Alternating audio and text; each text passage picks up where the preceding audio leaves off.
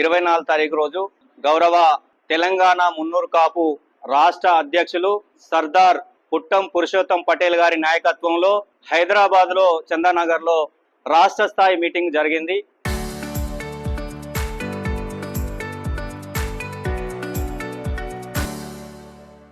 దానిలో భాగంగా మంచిర్యాలకు సంబంధించినటువంటి నాకు రాష్ట్ర కార్యదర్శిగా మున్నూరు కాపు తెలంగాణ రాష్ట్ర కమిటీ నుండి ఇవ్వడం, వారికి దానికి సహకరించినటువంటి ప్రధాన కార్యదర్శి కావచ్చు పెంటయ్య గారు, అలాగే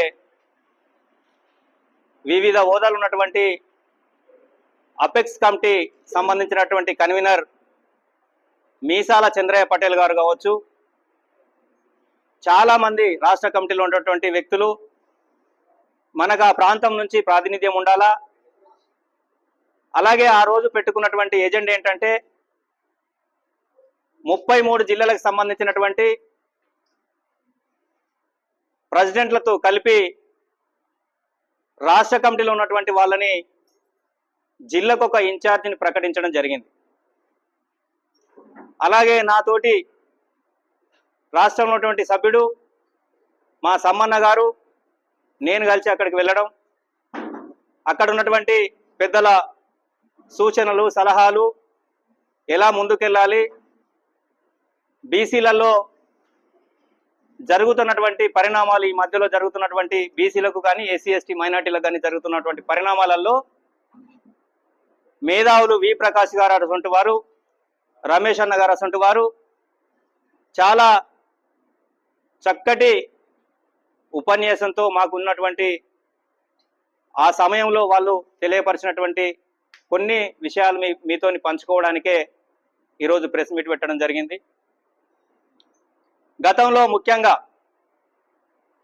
వేల సంవత్సరాల నుంచి, కాకతీయుల కాలం నుంచి మున్నూరు కాపు అంటే పేరు ఉన్నటువంటి ఈ కులం లాస్ట్ మొన్న ఈ ప్రభుత్వానికి ముందున్నటువంటి ప్రభుత్వం వరకు ఎంతో కొంత న్యాయం జరిగినటువంటి సందర్భం. కానీ ఇప్పుడు వచ్చినటువంటి ప్రభుత్వంలో మున్నూరు కాపులకి తీవ్రమైన నష్టం జరిగిందని చెప్పి ప్రతి ఒక్క మున్నూరు కాపు బిడ్డ గొంతెత్తుతున్నటువంటి సందర్భం.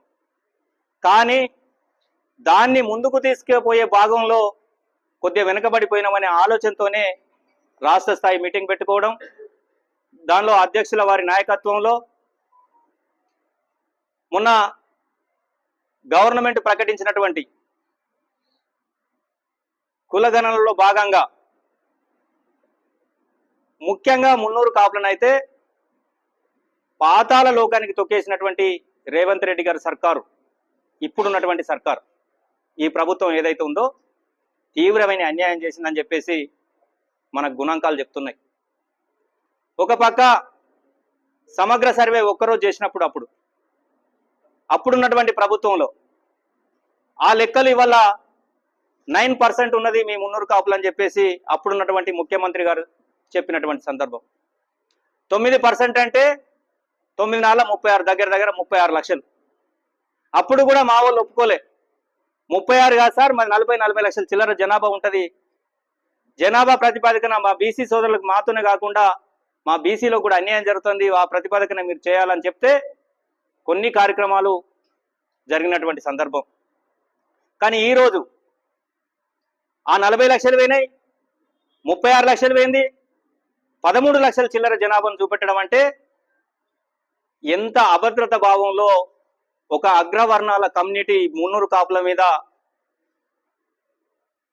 ఉన్నటువంటి కక్షని తొక్కిపెట్టే విధానాన్ని రాష్ట్ర స్థాయిలో జరుగుతుందని చెప్పి మున్నూరు కాపులు భావిస్తున్నారు.